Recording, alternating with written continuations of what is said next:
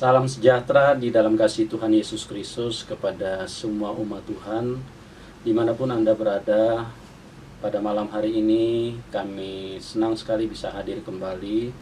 Saya Pastor Yusuf Manubulo bersama tim yang ada, kami ingin menemani Anda menyampaikan salam sukacita, salam kemenangan dari Tuhan Yesus.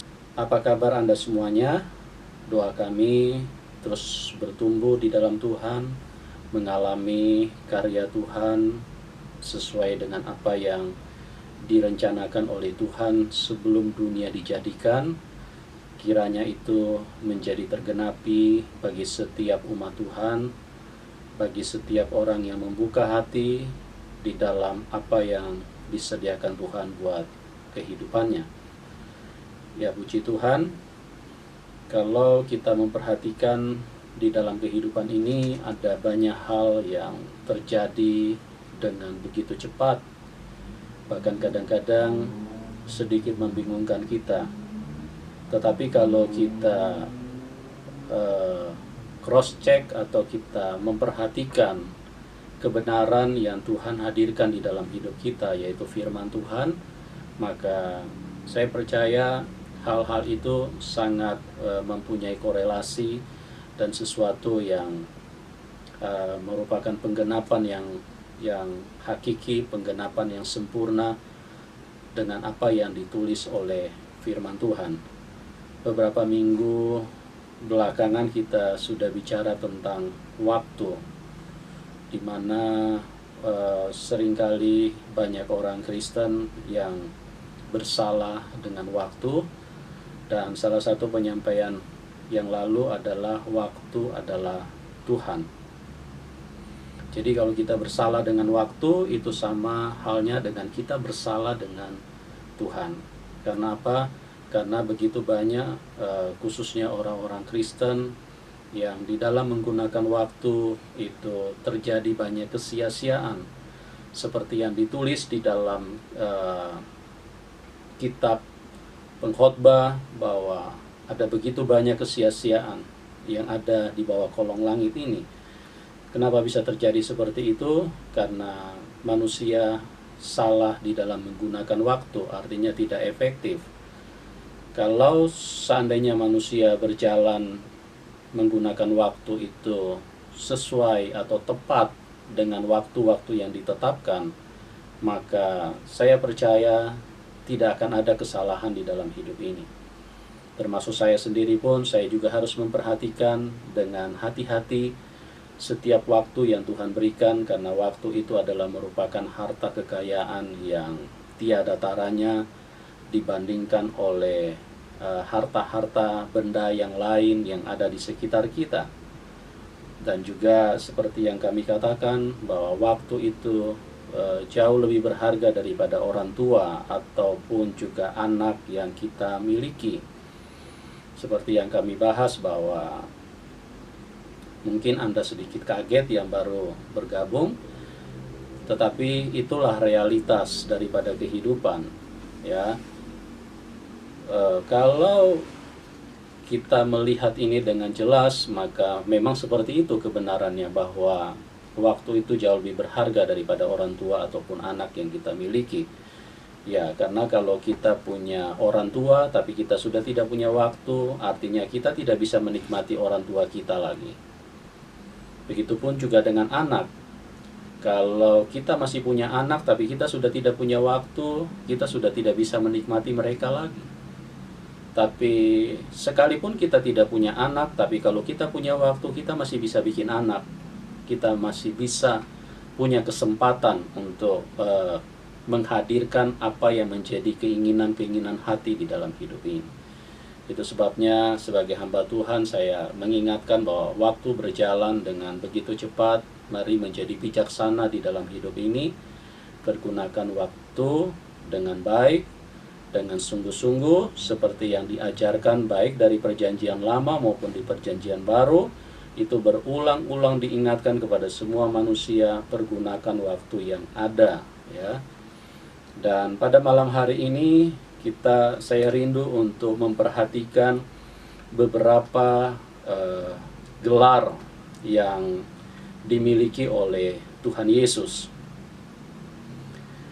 Ada banyak sekali gelar yang disandang atau dimiliki oleh Tuhan Yesus, dan pada malam hari ini salah satunya akan menjadi sorotan kita karena gelar raja ini saya perhatikan seringkali tidak berfungsi dengan sesungguhnya, tidak berfungsi dengan baik di dalam hidup manusia. Gelar-gelar yang dimiliki oleh Tuhan diantaranya kita sering menyebut dia sebagai Bapa. Itu gelar yang disandang atau ada pada Tuhan Yesus. Kenapa kita menyebut Tuhan itu, kita menyebut dia sebagai Bapa? Karena apa? Karena dialah sumber daripada segala yang ada. Ini tidak ada hubungannya dengan kawin-mengawinkan, dengan seksualitas, ya. Ini hanya berhubungan dengan penggunaan bahasa dan menceritakan bagaimana bahwa segala sesuatu yang berasal dari sumbernya itu akan disebut sebagai Bapa. Sama dengan seperti kayak anak-anak saya pun juga, saya disebut Bapa dari mereka karena benihnya dari saya, sumbernya dari saya. Nah begitu, apapun yang ada di dalam dunia, semua manusia yang ada di dalam dunia ini itu berasal dari Tuhan, ya, berasal dari pencipta. Maka dia disebut sebagai Bapa, ya. Saya kasih contoh yang lain karena ini juga seringkali menjadi perdebatan. Kenapa Tuhan itu disebut Bapa? Ya, apakah dia pernah kawin atau dia pernah punya istri berapa, ya, kapan dia hubungan seksnya, terus kemudian kok bisa punya anak. Sama seperti kalau kita perhatikan anak tangga, ya, itu tidak ada hubungannya dengan seksualitas, tidak ada hubungannya dengan pesta kawin di restoran, tidak ada hubungannya dengan kandungan, rahim, apa semua. Tetapi bisa disebut anak tangga itu karena penggunaan bahasa untuk menyatakan bahwa itu ada yang dari atas, ada yang pertama gitu loh. Itu penggunaan bahasa. Jadi dia disebut sebagai Bapa karena semua manusia berasal dari dia. Dan ada banyak tujuan lain lagi yang Tuhan menyebut dirinya dengan gelar Bapa, karena Tuhan ingin supaya setiap manusia bisa menghampiri dia setiap waktu. Jadi sama seperti semua agama mengajarkan bahwa apabila kita kita memerlukan sesuatu, datanglah kepada Tuhan karena Tuhan sumber yang baik. Kalau dia tidak berfungsi sebagai Bapa, maka sulit sekali untuk kita bisa menghampiri dia. Saya kasih contoh, ya, kalau kita melihat dalam kehidupan ini, kita punya paman, kita punya uncle, kita punya keluarga, ya. Kalau kita datang satu hari lebih dari 2 kali atau lebih dari sekali, pasti dia akan berkata, kamu ini sepertinya kayaknya tidak ada kerjaan, cuma bolak-balik ke sini, bolak-balik ke sini. Tapi kalau yang namanya Bapa, ya, itu artinya mau siang kita datang, mau jam 1 malam juga kita datang, mau jam 2 malam juga kita datang, tidak ada masalah. Karena dia adalah Bapa kita, dan dia disebut sebagai Bapa karena dia sangat rindu kepada anak-anaknya. Ini yang harus diperhatikan, dimengerti. Jadi kalau kita tidak mengakui Tuhan itu sebagai Bapa, maka ya berarti saya nggak tahu kita ini berasal dari mana. Tapi kalau kita mengakui bahwa kita berasal dari Tuhan, dia berarti adalah Bapa kita, ya. Dan gelar selanjutnya dia disebut sebagai Tuhan.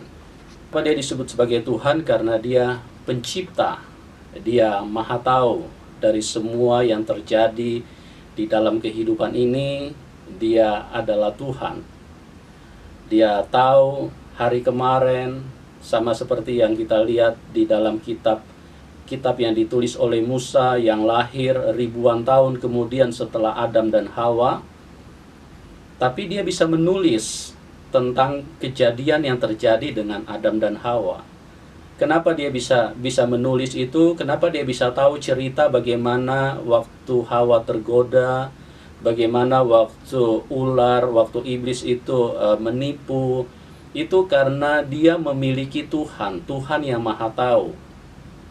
Itulah sebabnya Musa bisa menulis sampai 5 kitab, Kejadian, Keluaran, Imamat, Bilangan, dan Ulangan. Jadi peristiwa-peristiwa ribuan tahun sebelum dia lahir dia bisa tulis, karena dia berjumpa dengan Tuhan yang Maha Tahu. Dia pencipta, dia Tuhan, dia memiliki Tuhan. Itulah salah satu juga gelar yang dimiliki oleh Yesus Kristus. Dia disebut sebagai Tuhan. Dan juga dia disebut sebagai Allah, ya. Allah itu artinya dia yang maha kuasa, dia yang maha kudus, dia yang, kalau orang Israel bilang Yahweh, ya. Itu juga gelar, ya, karena saya perhatikan sebagian dari kelompok-kelompok komunitas yang bermunculan belakangan ini yang ngotot kalau mengatakan Yahweh itu adalah nama. Itu bukan nama, itu gelar, ya. Karena saya perlu tambahkan lagi supaya kita mengerti dengan jelas bahwa nama itu tidak dibutuhkan di dalam keesaan, ya.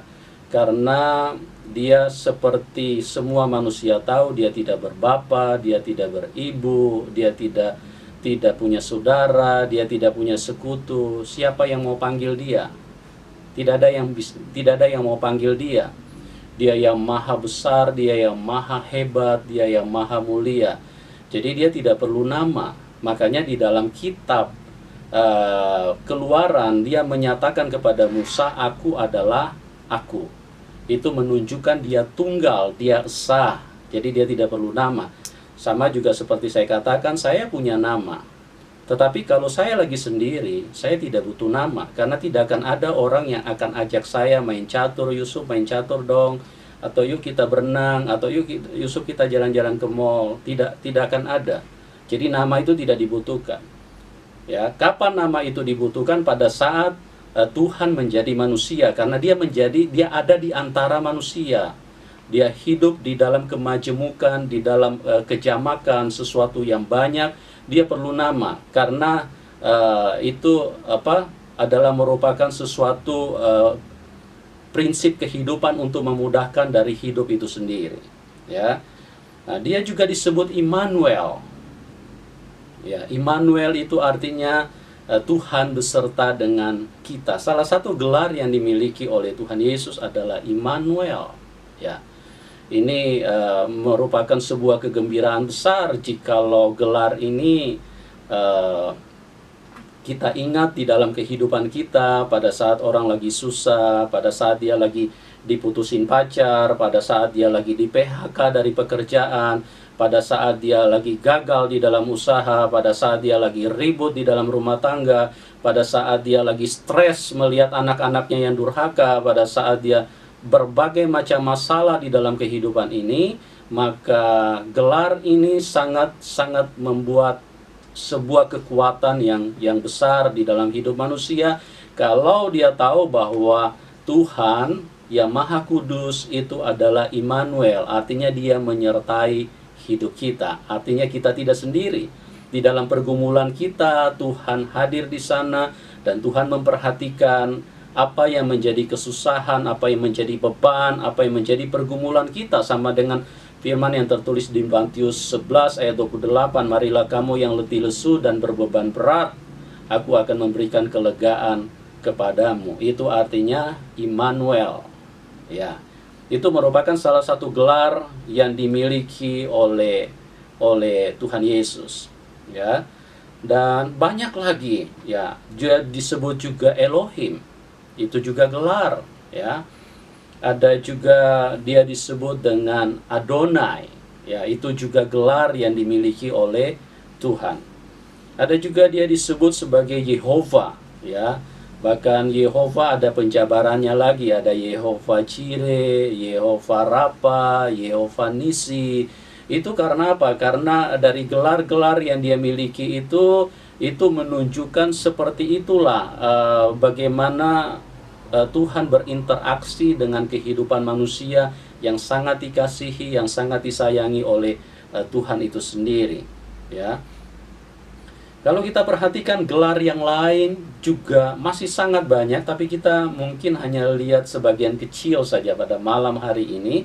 Tapi kita akan bertitik pusat kepada Tuhan Yesus atau Yesus adalah Raja, ya, dia juga disebut dengan batu karang.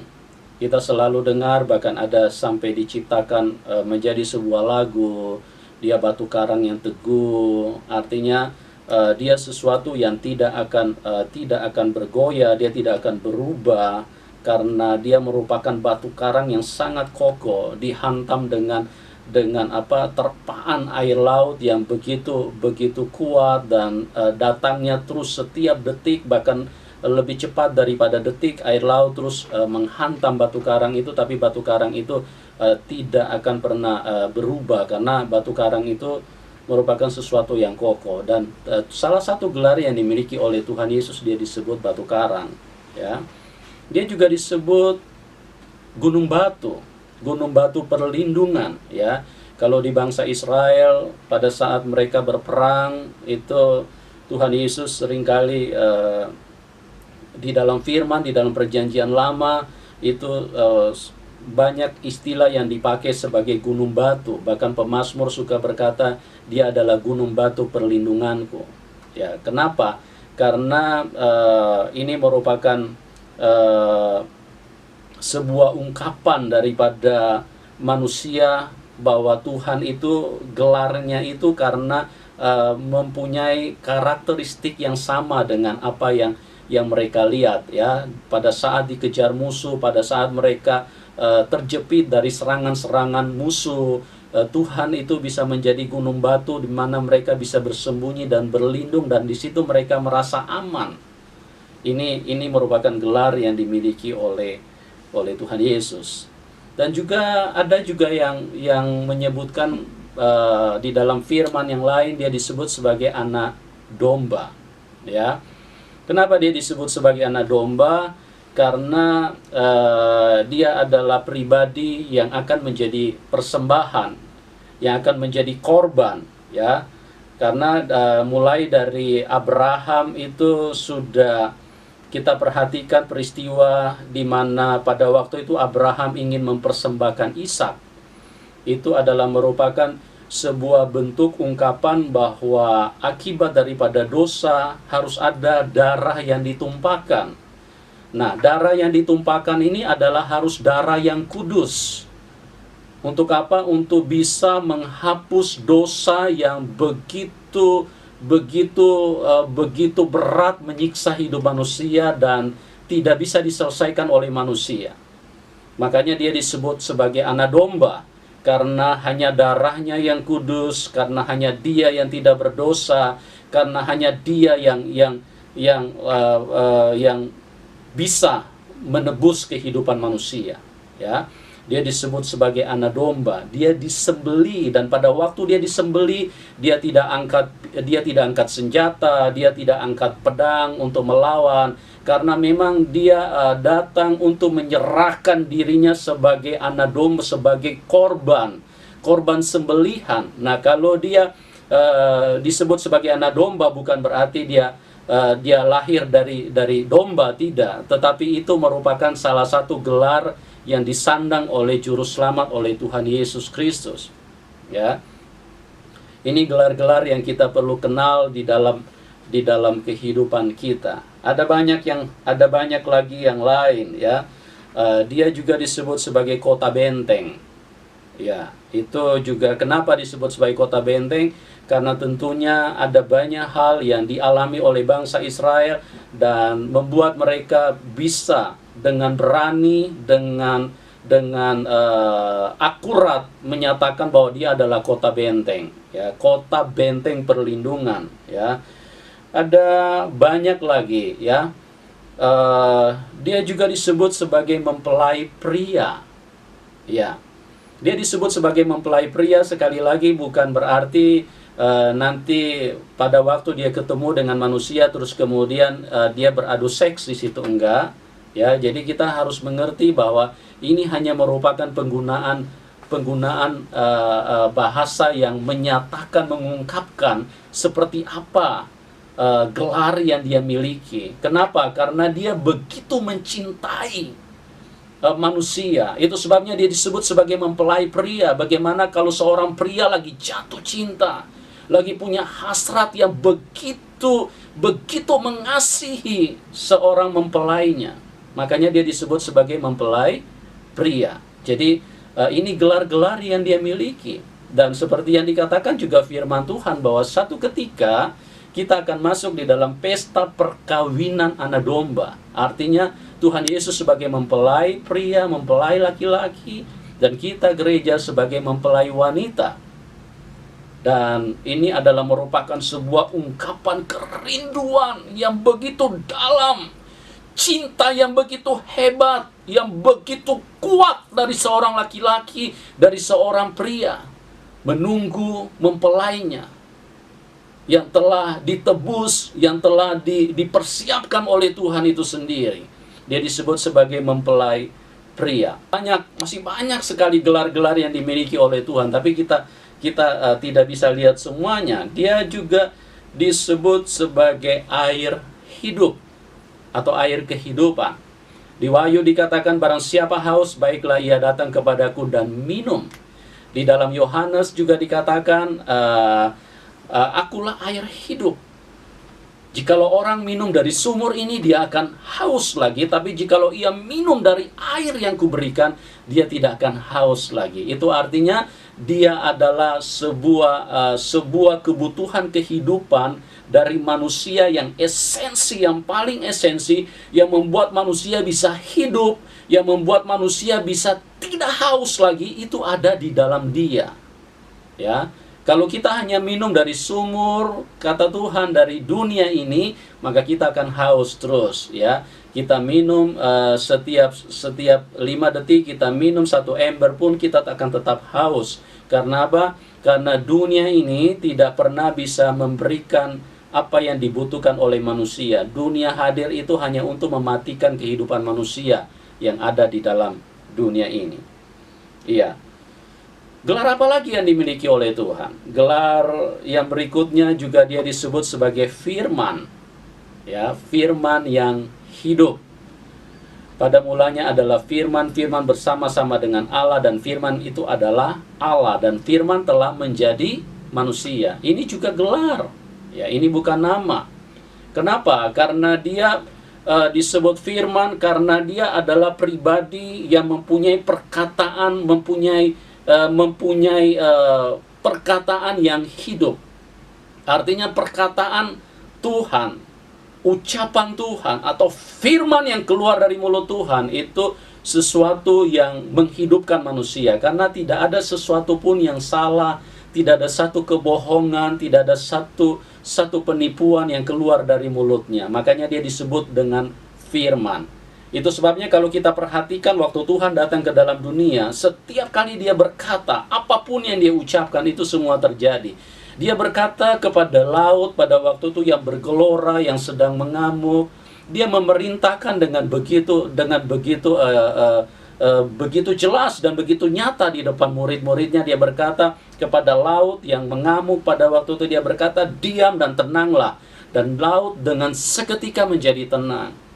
Kenapa laut pun bisa menurut kepada apa yang dikatakan oleh Tuhan Yesus? Karena dia firman yang hidup. Dia punya perkataan itu sesuatu yang sangat berkualitas, powerful. Sesuatu yang apa yang dia ucapkan itu pasti terjadi. Dan tidak ada satupun yang bisa membantah dengan apa yang dia katakan melalui firman-Nya. Itu sebabnya dia disebut dengan firman yang hidup. Dia ketemu dengan orang mati, dia berkata, bangkit dan hidup. Orang mati pun juga bangkit dan hidup. Mati, kematian, maut tidak punya kekuatan apapun untuk menahan daripada apa yang keluar dari mulut Tuhan. Karena mulut Tuhan itu adalah firman, dan itu sangat berkualitas dan sangat berkuasa. Dan itu disebut sebagai firman yang hidup. Ya, gelar yang lain yang dia miliki, dia disebut sebagai juru selamat. Seperti yang saya katakan tadi, bahwa hanya darahnya, karena dia satu-satunya pribadi yang tidak berdosa, hanya darahnya lah, makanya dia disebut juru selamat. Dia satu-satunya yang bisa menyelamatkan manusia yang ada di dalam dunia ini. Mari kita buktikan Kita boleh periksa di seluruh kolong langit ini, tidak ada satu manusia pun yang pernah keluar dari kuburan kecuali Yesus Kristus Tuhan. Kenapa? Karena hanya Dia yang kudus, hanya Dia yang tidak berbuat dosa, hanya Dia yang suci. Karena Dia bukan manusia seperti kayak kita. Dia adalah yang kudus, yang berasal dari atas dan turun menyelamatkan manusia. Makanya Dia disebut juru selamat. Itu sebabnya kubur tidak bisa menahan Dia. Setan tidak bisa menahan Dia. Dia mati pada waktu di kayu salib itu hanya sebagai korban menebus dosa. Karena memang manusia harus mati. Jadi Dia menebus itu. Itu sebabnya Dia disebut sebagai juru selamat. Nah, Bapak Ibu yang saya kasih di dalam Tuhan, ada banyak lagi ya. Dia juga disebut sebagai pahlawan perang. Pahlawan perang ya. Kenapa dia disebut sebagai pahlawan perang? Karena di dalam kehidupan manusia itu punya banyak peperangan. Saya katakan bahwa kita khususnya orang Kristen, kita bukan berperang pegang senjata, pegang pistol, bawa pedang.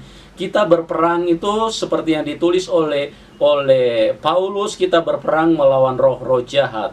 Dan hanya Tuhan Yesus yang menjadi pahlawan, karena tidak ada satu manusia pun yang mampu berhadapan menghadapi peperangan melawan roh jahat, kecuali dia berdiri bersama dengan Tuhan. Karena di dalam kitab Keluaran dikatakan bahwa Yesus Kristus itu adalah pahlawan.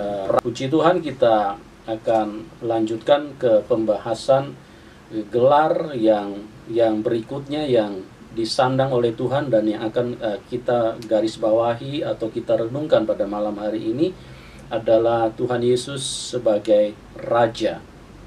Kita baca di dalam Matius 16 ayat 28. Aku berkata kepadamu, sesungguhnya di antara orang yang hadir di sini ada yang tidak akan mati sebelum mereka melihat Anak Manusia datang sebagai Raja dalam kerajaannya. Iya. Sebelum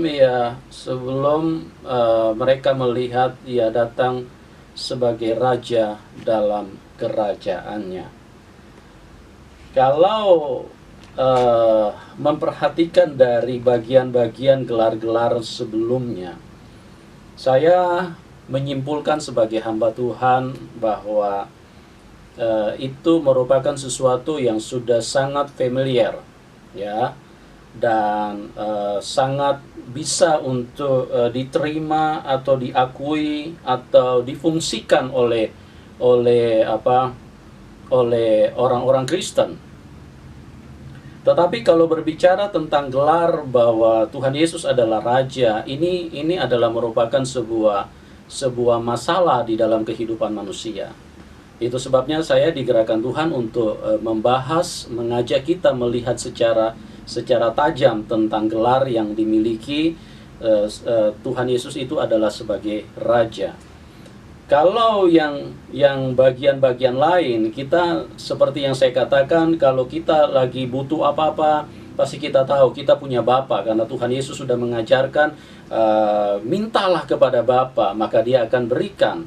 Itu akan cepat kita fungsikan pada saat lagi kita punya need, punya kebutuhan, punya sesuatu. Atau mungkin kita lagi butuh hikmat atau lagi butuh apapun, kita langsung tahu memfungsikan bahwa Dia adalah Tuhan, atau Dia adalah Immanuel, atau Dia adalah gunung batu, ada batu karang, atau kita juga tahu kalau Dia adalah anak domba. Karena apalagi kalau kita lagi banyak jatuh di dalam dosa, berbuat dosa, dan habitnya senang sekali cemplung di dalam kenajisan, itu kita akan tahu, selalu kita akan berkata, kita akan ingat Dia adalah anak domba yang akan menghapus dosa dunia. Karena itu merupakan sangat cocok untuk diakui dan difungsikan karena kebutuhan yang ada di dalam hidup manusia.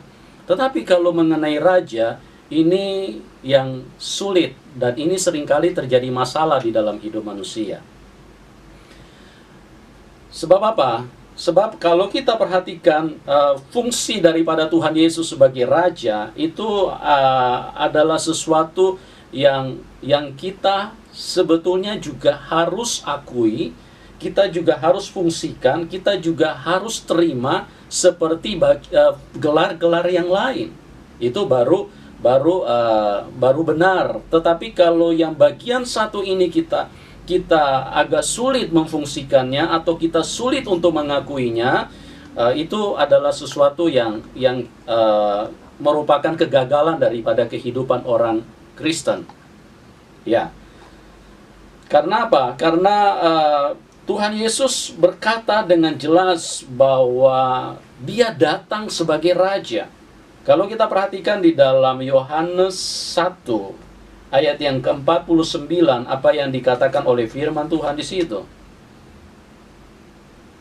Kata Natanael kepadanya, "Rabi, engkau anak Allah, engkau raja orang Israel?" Ya. Kata Natanael kepadanya, "Rabi, engkau anak Allah, engkau raja orang Israel." Engkau raja orang Israel. Artinya ini gelar yang dimiliki oleh Tuhan.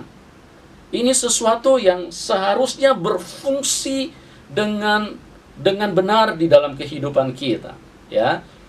Tapi kalau kita lihat selama ini dia hanya berfungsi kalau dia ada di dalam nyanyian, ya. Kalau kita sementara nyanyi Yesus Raja, Raja segala raja, dan segala macam kalimat-kalimat yang seperti itu kita bisa ucapkan, tapi fungsinya itu hampir tidak berfungsi di dalam kehidupan manusia. Nah, kalau kita kembalikan kepada kebenaran firman Tuhan, bagaimana supaya gelar daripada Tuhan Raja itu bisa berfungsi di dalam kehidupan manusia, khususnya orang-orang Kristen. Kalau kita perhatikan apa yang menonjol di dalam kata yang namanya raja, ya. Raja itu artinya sebuah kerajaan. Dan kalau sebuah kerajaan berarti ada rakyatnya. Berarti dia adalah raja atas rakyatnya. Nah, apa yang paling menonjol di dalam kehidupan antara raja dengan rakyat? Ya, yang paling menonjol di situ adalah yang pertama adalah ketetapan. Raja menetapkan atau raja memutuskan keputusan dari seorang raja. Dan atau juga yang menonjol adalah perintah raja. Perintah raja, ketetapan raja, keputusan raja. Ini sangat menonjol di dalam kata yang gelar yang kita ambil atau kita soroti pada malam hari ini. Karena kerajaan itu bukan hanya sekedar istana, bukan hanya sekedar hiasan-hiasan yang seperti itu, tetapi yang paling menonjol itu adalah tiga bagian tadi, adalah ketetapan, keputusan, dan juga merupakan perintah. Nah, kalau kita perhatikan di dalam kehidupan ini, itu sangat sulit kalau sudah masuk ke wilayah ini. Orang Kristen agak sulit nyambung, agak sulit Tuhan itu menjadi raja di dalam kehidupan. Sulit sekali. Nah, kalau kita perhatikan satu peristiwa di dalam Alkitab yang tertulis di dalam Lukas pasal 19 ayat 12 sampai dengan 27. Maka ia berkata, ada seorang bangsawan berangkat ke sebuah negeri yang jauh untuk dinobatkan menjadi raja di situ, dan setelah itu baru kembali. Ia memanggil 10 orang hambanya dan memberikan 10 mina kepada mereka. Katanya, pakailah ini untuk berdagang sampai aku datang kembali. Akan tetapi orang-orang sebangsanya membenci dia. Lalu orang-orang sebangsanya membenci dia. Lalu mengirimkan utusan menyusul dia untuk mengatakan, kami tidak mau orang ini menjadi raja atas kami. Ya, kami tidak mau, kami tidak suka orang ini menjadi raja atas kami. Ini adalah sebuah realita yang terjadi, dan ini sangat signifikan di dalam hidup manusia, sehingga dimasukkan Tuhan menjadi sebuah ilustrasi atau sebuah gambaran, sebuah perumpamaan untuk disorot dan diperhatikan oleh setiap orang Kristen yang menyebut bahwa Yesus Kristus itu adalah Tuhan. Ya, ini terjadi dari pihak orang Israel. Nah, kita lihat ayatnya selanjutnya. Dan terjadilah ketika ia kembali, setelah ia dinobatkan menjadi raja, ia menyuruh memanggil hamba-hambanya Ya, ia menyuruh memanggil hamba-hambanya yang telah diberinya uang itu untuk mengetahui berapa hasil dagang mereka masing-masing. ya, Orang yang pertama datang dan berkata, "Tuan, mina tuan yang satu itu telah menghasilkan 10 mina." ya, Katanya kepada orang itu, "Baik sekali perbuatanmu itu, hai hamba yang baik. Engkau telah setia dalam perkara kecil, karena itu terimalah kekuasaan atas 10 kota." Datanglah yang kedua dan berkata, "Tuan, mina tuan telah menghasilkan 5 mina." Katanya kepada orang itu, "Dan engkau kuasailah 5 kota." Dan hamba yang ketiga datang dan berkata, "Tuan, inilah mina tuan. Aku telah menyimpannya dalam sapu tangan, sebab aku takut akan Tuan, karena Tuan adalah manusia yang keras. Tuan mengambil apa yang tidak pernah Tuan taruh, dan Tuan menuai apa yang tidak Tuan tabur." Katanya kepada orang itu, "Hai hamba yang jahat, aku akan menghakimi engkau menurut perkataanmu sendiri. Engkau sudah tahu bahwa aku adalah orang yang keras, yang mengambil apa yang tidak pernah aku taruh dan menuai apa yang tidak pernah aku tabur. Jika demikian, mengapa uangku itu tidak kau berikan kepada orang yang menjalankan uang? Maka kembaliku, aku dapat mengambilnya serta dengan bunganya." Lalu katanya kepada orang-orang yang berdiri di situ, "Ambillah mina yang satu itu daripadanya dan berikanlah kepada orang yang mempunyai 10 mina itu." Kata mereka kepadanya, "Tuan, ia sudah mempunyai 10 mina." Jawabnya, "Aku berkata kepadamu, setiap orang yang mempunyai, kepadanya akan diberi, tetapi siapa yang tidak mempunyai, daripadanya akan diambil juga apa yang ada padanya. Akan tetapi semuanya seteruku ini, yang tidak suka aku menjadi rajanya, bawalah mereka kemari dan bunuhlah mereka di depan mataku." ya. Kita perhatikan di situ bahwa kita tidak bahas mina, tidak bahas hasil, talenta, dan tidak bahas yang lain-lain. Tetapi saya ingin mengajak kita untuk memberikan perhatian secara khusus tentang kata raja. Karena pada waktu itu bangsa Israel yang dilihat dan diperhatikan oleh Tuhan, mereka adalah orang-orang yang tidak mau menerima bahwa Tuhan Yesus itu adalah raja mereka. Karena apa? Karena kalau mereka menerima, itu berarti mereka harus taat kepada keputusan Tuhan. Mereka harus taat kepada ketetapan Tuhan. Mereka harus taat kepada perintah Tuhan, karena dia raja. Dia raja. Nah, itulah yang terjadi. Dan Tuhan sampai memberikan gambaran seperti itu. Dan mereka menolak, mereka mengirim utusan bahwa kami tidak mau orang ini menjadi raja. Artinya mereka ingin raja yang lain, raja yang bukan Tuhan yang menjadi raja, bukan Yesus Kristus Tuhan yang menjadi raja. Itu yang mereka mau. Kenapa bisa begitu? Karena berarti ada yang mereka tidak sukai. Ada hal-hal yang menjadi ketetapan Tuhan, menjadi keputusan Tuhan, menjadi perintah Tuhan, itu yang mereka tidak terima. Mereka tidak mau, mereka tolak itu. Itu sebabnya mereka tidak mau Tuhan Yesus menjadi raja. Nah, mungkin sebagian besar kita akan mengatakan, tapi saya kan tidak ada di zaman itu. Saya kalau misalnya ada di zaman itu, saya pasti adalah orang-orang yang tidak ada di kelompok yang akan mengirim utusan dan terus kemudian berkata bahwa kami tidak mau Tuhan Yesus menjadi raja. Ya, itu mungkin bisa sebuah pernyataan. Tapi mari kita perhatikan baik-baik di dalam kehidupan kita. Apakah benar seperti itu bahwa kita juga adalah orang yang menerima Tuhan Yesus sebagai raja? Atau kita juga adalah orang yang menolak Tuhan Yesus sebagai raja? Atau mungkin kita hanya terima Tuhan Yesus sebagai raja kalau kita lagi nyanyi di gereja? Atau kita lagi nyanyi sebuah pujian, tapi ternyata di dalam aplikasi, di dalam kehidupan yang kita lakukan, ternyata kita sementara menolak, kita sementara tidak suka kalau Tuhan Yesus menjadi raja. Ada banyak hal yang diperintahkan Tuhan. Ada banyak hal yang diinginkan Tuhan di dalam hidup ini. Ada banyak hal yang ditetapkan Tuhan di dalam hidup ini. Tapi kita tidak bisa seirama dengan itu. Kita tidak bisa bersepakat, kita tidak bisa setuju. Atau kita tidak bisa taat. Kita tidak bisa lakukan itu. Nah, ini yang saya ingin tegaskan kepada kita. Apakah Tuhan berfungsi sebagai raja? Apakah dia benar-benar raja atas kehidupan kita? Ini kan menjadi pertanyaan yang harus kita jawab. Bahwa Tuhan mengatakan ada begitu banyak ayat yang berbicara bahwa dia adalah raja. Kalau kita perhatikan, kalau saya mau ambil semua ayatnya, 24 jam pun juga tidak akan cukup untuk bahas bahwa Tuhan Yesus itu adalah raja. Nah, yang menjadi pertanyaan saya, apakah dia berfungsi sebagai raja di dalam hidup ini? Apakah dia bisa menetapkan kehidupan kita? Apakah dia bisa memutuskan di dalam kehidupan ini? Apakah dia bisa memberi perintah di dalam hidup ini? Ataukah kita yang menjadi raja atas hidup kita? Kalau kita rasa-rasa nanti kalau terjepit baru kita cari Tuhan, itu dia tidak berfungsi sebagai raja. Berarti selama ini yang berfungsi sebagai raja adalah kita sendiri.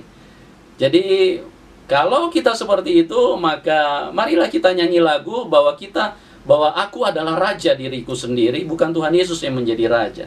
Nah, salah satu firman yang kalau kita perhatikan di dalam Alkitab dikatakan bahwa Tuhan Yesus sangat tegas berkata, "Pikulah salib. Jikalau engkau tidak mau pikul salibmu, engkau tidak layak menjadi pengikutku." Itu merupakan ketetapan Tuhan. Itu merupakan firman. Itu merupakan sebuah kebenaran yang Tuhan hadirkan. Nah, yang menjadi pertanyaan di dalam kehidupan ini, seringkali kalau manusia berjumpa dengan penderitaan, seringkali kalau manusia berjumpa dengan tekanan yang begitu berat, manusia akan tidak sepakat dengan hidup ini. Manusia akan menolak.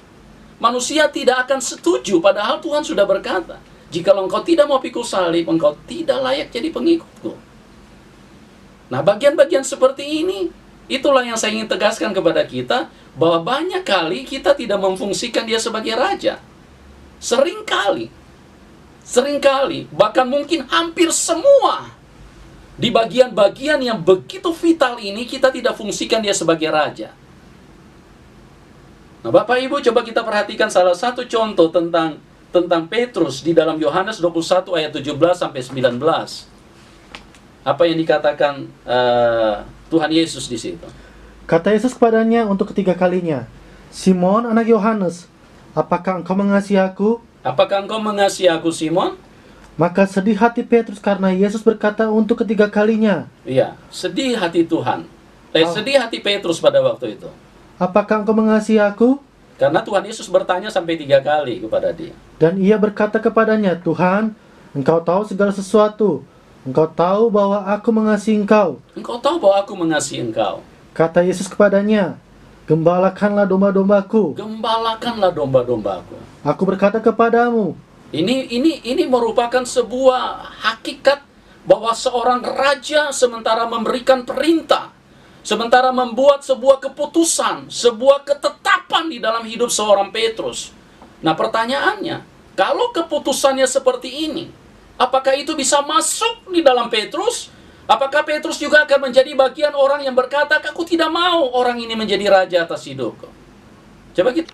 "Aku berkata kepadamu, sesungguhnya ketika engkau masih muda, engkau mengikat pinggangmu sendiri. Iya, ketika engkau masih muda, engkau mengikat pinggangmu sendiri. Dan engkau berjalan kemana saja kau kendaki. Iya. Tetapi jika engkau sudah menjadi tua, engkau akan mengulurkan tanganmu, dan orang lain akan mengikat engkau, dan membawa engkau ke tempat yang tidak kau kehendaki." Iya. Dan Pada waktu engkau sudah tua, orang akan mengikat tanganmu, dan engkau akan dibawa ke tempat yang tidak kau kehendaki. Dan hal ini dikatakannya untuk menyatakan bagaimana Petrus akan mati. Iya, bagaimana Petrus akan mati dengan cara yang mengerikan Dan memuliakan Allah. Sesudah mengatakan demikian, ia berkata kepada Petrus, ia "Ikutlah berkata aku." kepada Petrus, "Ikutlah aku." Nah, pertanyaannya, apakah Petrus mengakui bahwa Tuhan Yesus itu sebagai raja? Atau dia hanya tahu bahwa Tuhan Yesus itu sebagai Tuhan? Atau dia hanya tahu bahwa Tuhan Yesus itu sebagai Bapa? Kalau dia mengakui bahwa Tuhan Yesus sebagai raja, pada waktu Tuhan menetapkan kehidupan seperti ini, pada waktu engkau tua, orang akan mengikat tanganmu dan membawa engkau ke tempat yang tidak engkau kehendaki. Ini artinya Petrus akan dibantai di situ. Dan ini adalah sebuah pilihan, mau menjadikan Tuhan Yesus sebagai raja atau Petrus yang jadi raja di dalam hidupnya? Nah, pertanyaannya saya kepada kita semua, apakah Tuhan Yesus jadi raja dalam hidup kita? Firman Allah sudah tegas mengatakan, saya ini perlu sampaikan sekali lagi, bahwa di akhir zaman ini, orang Kristen akan dibantai oleh antikris. Pertanyaannya, itu sudah ketetapan firman. Anda mau baca dari kitab Daniel, dari kitab Matius, dari kitab apapun, dari tulisan Paulus, maupun tulisan Yohanes. Itu semua sama mengatakan bahwa kita akan mengalami antikris. Nah, bagi sebagian orang tidak mau menerima keputusan ini dan cenderung untuk memaksakan kebenaran-kebenaran yang dimunculkan secara pribadi. Nah, ini yang perlu kita luruskan di dalam hidup ini. Kita lihat satu contoh lagi di dalam Kisah Rasul 20 ayat 22 sampai 25.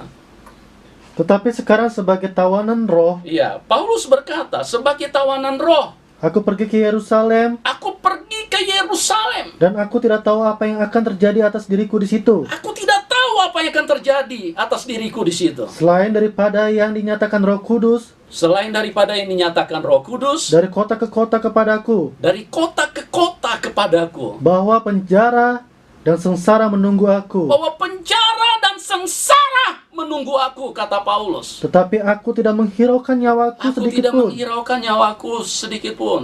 asal saja aku dapat mencapai garis akhir Asal saja aku dapat mencapai garis akhir dan menyelesaikan pelayanan yang ditugaskan oleh Tuhan Yesus kepadaku dan menyelesaikan pelayanan yang ditugaskan oleh Tuhan Yesus kepadaku. untuk memberi kesaksian tentang Injil kasih karunia Allah. Iya, Dan sekarang aku tahu bahwa kamu tidak akan melihat mukaku lagi. iya. Kamu sekalian yang telah kukunjungi untuk memberitakan kerajaan Iya, Allah. kamu tidak akan melihat mukaku lagi karena sebagai tawanan roh, sebentar lagi aku akan disembelih, kata Paulus. Kenapa dia bisa terima ini? Karena dia mengakui bahwa Tuhan Yesus adalah Raja. Dia tahu Tuhan Yesus bukan hanya sebagai Tuhan, tapi gelar Yesus sebagai Raja itu harus benar-benar berfungsi. Jadi apapun yang diputuskan oleh Tuhan sebagai tawanan roh, dari kota ke kota, penjara dan sengsara menunggu dia. Nah, saudaraku, kalau para rasul saja menderita dengan cara yang seperti ini, kenapa kok gereja sekarang kok takut sekali yang namanya penderitaan? Mari kita jawab bersama-sama, mari kita jawab pribadi masing-masing, apakah Tuhan Yesus berfungsi sebagai Raja atau kita sebagai Raja atas kehidupan kita. Tuhan Yesus memberkati kita semua. Amin.